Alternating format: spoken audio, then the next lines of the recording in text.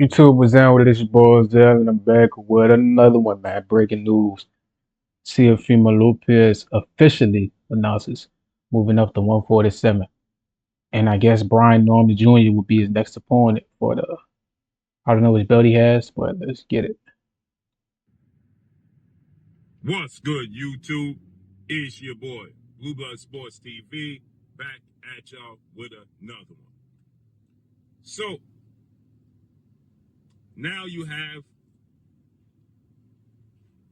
two-division world champion, superstar boxer Teofimo Lopez, and his father, trainer, and manager Teofimo Lopez Sr. They announced that they will be moving to 147 now, and Bob Arum states that newly crowned world champion. Hold up, YouTube.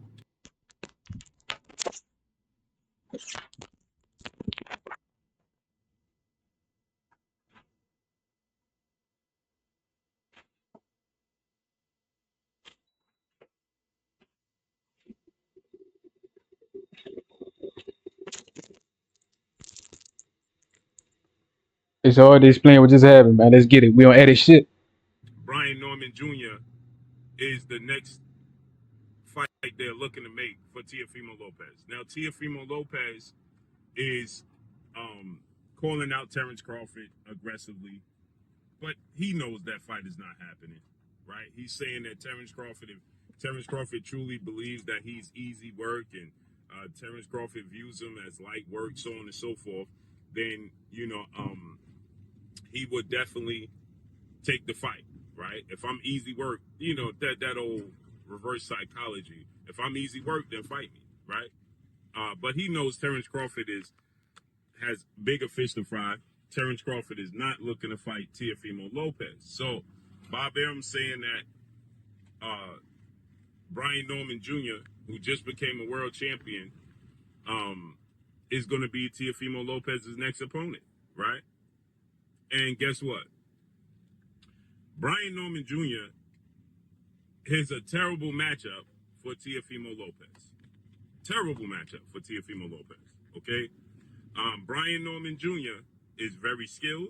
He has a lot of power. He's very aggressive, and he's athletic and he's explosive and he's big. Okay, and this being Teofimo Lopez's first fight at 147, Brian Norman Jr. Man, listen. He's 26 wins, no loss, no draw, 20 wins by way of knockout, 23 years of age, 5'8" with a 72-inch arm reach.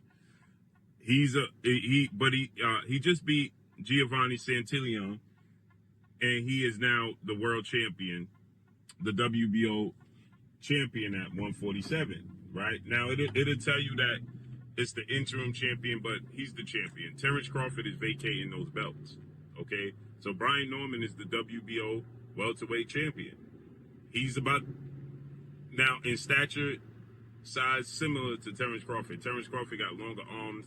He has a glorified sparring session with Terrence Crawford, where he, gave Terrence Crawford some serious work.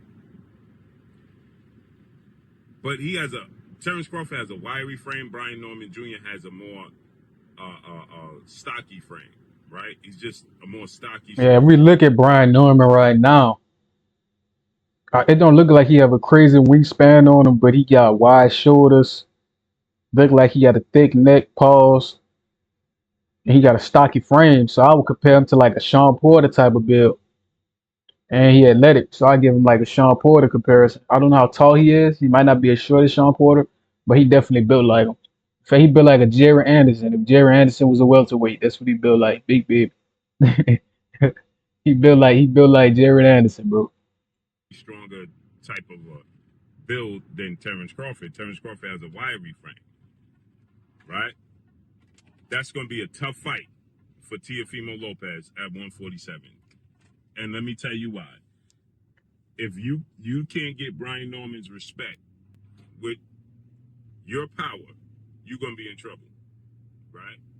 And Teofimo Lopez does not, and I repeat, he just does not have the power as he moved up from 135. He has 13 knockouts total in his career in 22 fights. And on top of that, He has 5 fights at 140 and he has one knockout. 5 fights at 140 and he only has one knockout, which lets you know. And that knockout was a war of nutrition. When he fought Camper, that was a war of nutrition with Camper, right? It was more so of Bro, Camper. people always mentioning Tio Power. I always thought Tio was a bit small for the division. When we look at him, I'm pretty sure he got most of his knockouts at the lower division at 135, which was his most powerful. He moved up and lost a little bit of that power, but I wonder if he move up, will he gain more power, or will his power cease to exist? That's what we have to see. But just fading. So it wasn't like he just one punch knocked out Camper. You can't get Brian Norman Jr.'s respect, and you can't keep Brian Norman Jr. off you. And he has fast hands, fast combinations, and power. And he has an extremely high work rate as well. You saw that Santillan fight with Brian Norman Jr. And that fight Teofimo Lopez just had with Steve Claggett. He couldn't keep Steve Claggett off him. Brian Norman is bigger, stronger, faster, more athletic, and has way more power. Teofimo Lopez is going to lose to Brian Norman Jr., people. He's going to lose. So, Bob Arum, legendary top-ranked CEO and promoter, says that that's going to be the next fight. He wants to make Tio versus Brian Norman Jr. Tio and his team are saying they're officially moving to 147. This is going to be interesting. Let's see how this unfolds and plays out, man. But I got Brian Norman Jr. in that fight. And that's all I got for y'all. Make sure. Yeah, um, Teofimo's career has been so up and down. You know, when he beat Lomachenko, he was king of the world. I believe this was 135. He was king of the world. Then he came back and lost to Cambosis. Then he beat Josh Taylor.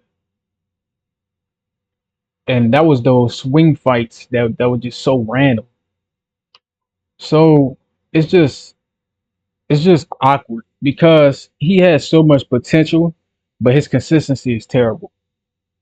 Like he has a very high potential. Like he's the complete opposite of Devin. Well, we see Devin Haney, he has this jab. So Devin Haney has a high floor. If Devin Haney was able to punch, I think Devin Haney would be have the highest potential. But based off the fact that we haven't seen any power from him, I think his potential is limited. But he has the highest floor and he's the most consistent. That's why I think him and Tio are opposites.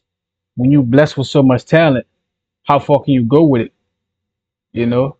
So we're just gonna have to see what the future of Teofimo's career holds. I wanted him to fight Devin Haney. That fight would have been amazing. Maybe it still will happen. Maybe Devin will move up and challenge Tio for a belt or challenge somebody else for a belt. I'm just so annoyed that the 140 guys are not fighting each other or didn't fight each other. Um, we know Teofimo purposely didn't give Devin Haney a chance. There's a video of Teofimo saying that he's going to stall out Devin Haney. He thinks he's going to be a champ, but they're not going to give him the opportunity.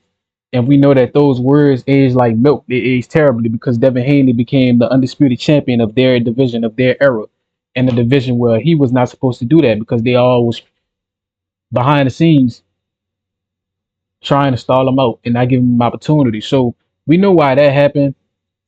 And Teofimo lost his undisputed opportunity. Cambosis versus Devin was supposed to be Tio versus Devin, but Tio didn't want to fight him. So I'm glad that Cambosis beat him because if Tio won, Tio wouldn't have gave Devin the opportunity.